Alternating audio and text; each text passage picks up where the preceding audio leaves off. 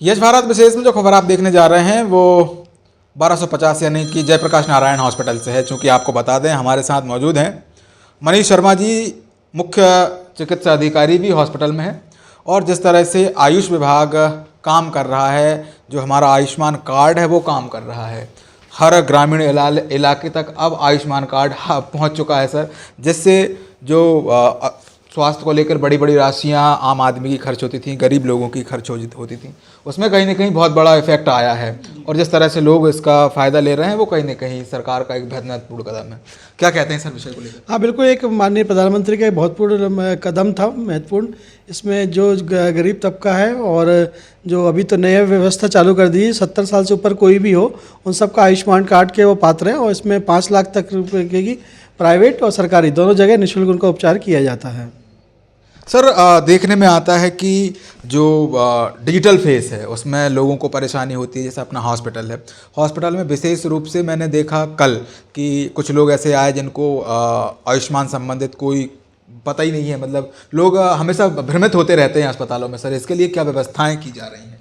नहीं बिल्कुल, इसके लिए हमें जागरूकता कराई जा रही है और अस्पतालों में भी हम लोगों ने व्यवस्था करी हुई है। वहाँ पर आयुष्मान मित्र होते हैं, आयुष्मान मित्र से संपर्क करके लोग अपनी आयुष्मान संबंधी जितनी भी समस्या है उसका निराकरण कर सकते हैं। प्लस आयुष्मान का ग्रीवेंसेस सेल भी बना हुआ है कि जहाँ पर अगर शिकायत करनी हो तो उस ग्रीवेंसेस सेल में आप शिकायत कर सकते हैं, तो वहाँ पर उनका समाधान किया जाता है।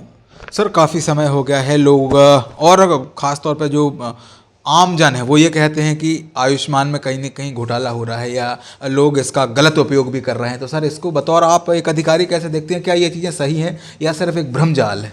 देखिए, आरोप तो लगते हैं और आरोप की हम लोग जांच भी करते हैं और जांच में जैसे भी निष्कर्ष पहुंचता है उसकी फिर हम लोग नियमानुसार कार्रवाई भी होती है। और ऐसा नहीं बोल सकते कि बिल्कुल सही रिपोर्ट जो आपकी शिकायत है वो गलत है, कुछ जगह होती भी है तो हम लोग उसी फिर कार्रवाई भी करते हैं। फिर सर एक विषय और जो महत्वपूर्ण है, विषय ये है कि जब आम आदमी कार्ड लेके अस्पताल में जाता है तो देखा जाता है कि उससे डिमांड की जाती है कि भाई आपका इसमें इतना खर्च लग रहा है और जो बकाया राशि रहेगी, जैसे 5 लाख का वो रहता है, तो उसमें कहीं ना कहीं आपसी तालमेल के चलते भ्रष्टाचार भी करने की कोशिश की जाती है प्रशासन। नहीं, ऐसा नहीं, कई बार ऐसा होता है कि थोड़ी सी लोगों को जानकारी का भी अभाव रहता है।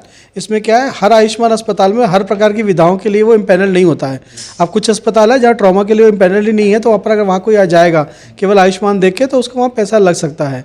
तो इसलिए थोड़ा सा जागरूकता लोगों को भी करनी पड़ेगी कि आयुष्मान इम्पैनल अस्पताल में जाने से पहले वो चेक कर ले कि जिस विधा के लिए वो जा रहे हैं उस विधा के लिए वो इम्पैनल है भी कि नहीं है। हर स्तर से आयुष्मान की एक व्यवस्थित रूपरेखा है। इसको और किस तरह से लोग इसका लाभ ले सकते हैं? क्योंकि कई सारी बातों का अभाव रहता है, अलग अलग स्तर की बीमारियों का लोग वो देते हैं, मतलब लोगों की बीमारियां रहती हैं। हर आदमी की 5 लाख की बीमारी हो ये तो संभव नहीं है, किसी की 50,000 की है, किसी की लाख रुपए की है। लेकिन सुनने में यह है कि वो कार्ड सिर्फ एक बार ही अवेलेबल होता है 1 साल में। नहीं, ऐसा नहीं है। तो जो अमाउंट है वो 1 साल तक के लिए होता है और उसको साल में आप मल्टीपल बार यूज़ कर सकते हैं। बस उसकी लिमिट फिक्स है पूरे परिवार के लिए 5 लाख का। तो सर आयुष्मान और ऐसी कौन सी सुविधाएं जनरेट करता है जिससे लोगों को फ़ायदा मिले? देखिए, आयुष्मान से देखिए जो लोगों को कई प्रकार की सुविधाएं मिल रही हैं। जैसे कि अभी डायलिसिस की बात करें, डायलिसिस बहुत कॉमन हो गया है, कई लोगों को कराना पड़ता है, किडनी ट्रांसप्लांट की आवश्यकता पड़ती है, तो लोग पहले नहीं करा पाते थे। अभी कुछ दिन पहले हम लोग निरीक्षण पे गए थे एक बड़े अस्पताल में, प्राइवेट में, तो वहाँ कितनी बढ़िया VIP सुविधाएं में लोग डायलिसिस के मरीज अपनी मुफ्त में इलाज डायलिसिस करा रहे थे। और साथ में जो सरकारी अस्पताल में उनको डायलिसिस के आयुष्मान से जो पैसा आता है उसका वो उपयोग करके वहाँ के अपने अस्पताल की व्यवस्था को सुधारने में भी उपयोग करते हैं। तो ये दोनों तरफ से फ़ायदे में है। सर और अस्पताल में मतलब इसके लिए एक अलग पैनल है, आयुष्मान के लिए अलग कॉर्नर है, अलग एक पैनल इसमें काम करता है। सरकारी पासिंग को लेकर भी कई सारी मुद्दे होते हैं कि भाई इसमें टाइम लग जाता है, कभी कभी पैसे जनरेट होने में। अस्पताल का भी जो प्रशासन है वो ऐसी चीज़ें कहता है। हाँ बिल्कुल, समय लगता है। जैसे पता है कि अमाउंट छोटा मोटा नहीं होता, बड़ा अमाउंट होता है और उस बड़ा अमाउंट को वेरिफिकेशन में कई स्टेप से गुजरना पड़ता है, इसलिए समय लगता है। सर अपने अस्पताल में पर डे आयुष्मान के कितने मरीज आते हैं? ये तो बहुत लंबा चौड़ा फिगर है। इसमें प्राइवेट का सरकारी मिला के हमारे तो कई लोगों को आराम मिलता है। और जैसे कि हम बताया कि भोपाल अकेले में हमारे पास में 200 से करीब आयुष अस्पताल प्राइवेट हमारे रजिस्टर्ड है, तो उनका अलग अलग विधाओं से करते हैं, तो अमाउंट काफ़ी लंबा चौड़ा होता है। इसका फिगर एग्जैक्ट बता रहा था संभव नहीं है।